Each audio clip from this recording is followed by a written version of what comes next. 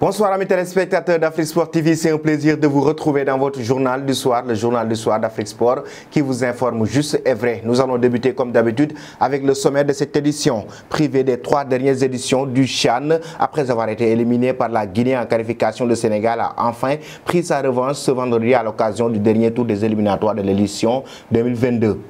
Toujours avec le CHAN, les Nigériens locaux renversent leurs homologues togolais et se qualifient pour la phase finale du CHAN 2023. Ce match s'inscrit dans le cadre du dernier tour qualificatif pour le prochain championnat d'Afrique des Nations. En Angleterre, globalement maître des débats mais incapable de prendre à revers la défense des Toffees malgré 3 poteaux touchés, Liverpool n'a pas pu faire mieux qu'un match nul à Everton. Toujours en Premier League, incapable d'accélérer le jeu, Chelsea a eu énormément de difficultés à se montrer dangereux face à West Ham. Finalement, les hommes de Thomas Tuchel remportent la victoire. Et puis pour terminer, à moins de 3 mois du coup d'envoi de la Coupe du Monde Qatar 2022, Didier Deschamps et l'équipe de France doivent composer avec l'affaire Paul Pogba, la blessure de N'Golo Kanté ou encore le manque de temps de jeu d'Antoine Griezmann à l'Atlético Madrid, pas rassurant pour les champions du monde. Bienvenue dans cette édition, chers amis, que nous débutons avec le tournoi qualificatif pour le CHAN 2023 avec les Lions du Sénégal locaux qui ont décroché la qualification face à la Guinée. Après leur victoire 1-0 à domicile à l'aller, les Lions locaux se sont inclinés 1-0 face au Sili local au retour à Bamako où le match était délocalisé. Mais les hommes de Pape Thiaw ont ensuite fait preuve de mental pour décrocher leur billet au tir au but. Ils seront bien présents en Algérie pour la phase finale en janvier 2023. Il s'agit en revanche d'une grosse déception pour les poulains de l'APE Bangoura. Après le Sénégal, le Nigeria a aussi décroché sa qualification pour pouvoir participer à cette compétition en janvier 2023 en Algérie. Dominateur et rigoureux dans le jeu, les locaux nigériens n'ont laissé aucune chance à la sélection A prime du Togo. Après une première mi-temps bien maîtrisée par le MENA local, l'équipe a continué avec le même rythme lors de la deuxième partie malgré l'égalisation togolaise. Les A prime du Niger ont réussi par marquer 2 autres buts, leur permettant à composter leur billet pour la phase finale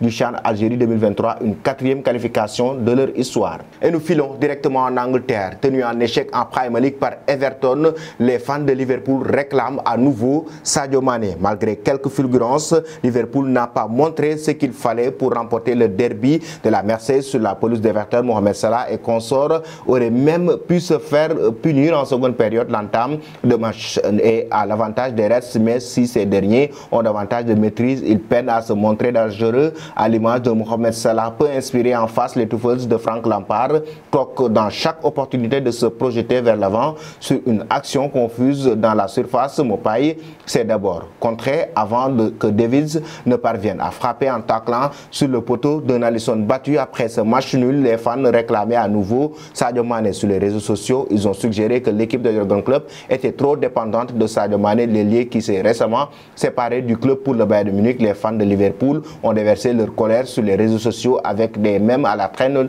du côté de Jürgen Klopp et ont indiqué que Sadio Mané était la clé principale de Liverpool pendant tout ce temps quand il dominait le football anglais. Et nous allons maintenant, chers amis, passer à l'instant quiz. Nous allons poser des questions et nous allons attendre vos réponses en commentaire.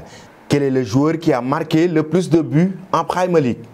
Qui est le joueur qui a marqué le plus de buts en Premier League?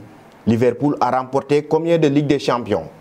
Liverpool a remporté combien de Ligue des Champions? Et nous allons poursuivre cette édition avec toujours la Premier League. Chelsea a battu West Ham, mais difficilement. Les hommes de Thomas Tuchel ont battu cette équipe de West Ham au dernier moment. La formation amenée par l'entraîneur allemand finissait presque logiquement pour concéder l'ouverture du score par l'intermédiaire d'Antonio à la 62e minute de jeu, mais contre toute attente sur une demi-occasion provoquée par une mauvaise intervention de Thiago Herrera. Ben Chilwell en profitait pour égaliser et ce but relançait la fin du match un peu mieux. Les Blues réussissaient par miracle à prendre l'avantage grâce à Havertz à la 88e minute de jeu, suffisant pour prendre les 3 points puisque l'égalisation de Maxwell Corner dans les dernières secondes était refusée pour une très légère faute discutable sur Edouard Mendy. Chelsea s'impose donc miraculeusement dans ce match. Et nous allons terminer cette édition avec l'équipe de France. Paul Pogba, Antoine Griezmann et N'Golo Kanté ne sont pas sûrs de disputer la prochaine Coupe du Monde Qatar 2022. 2022 avec les Bleus de Didier Deschamps.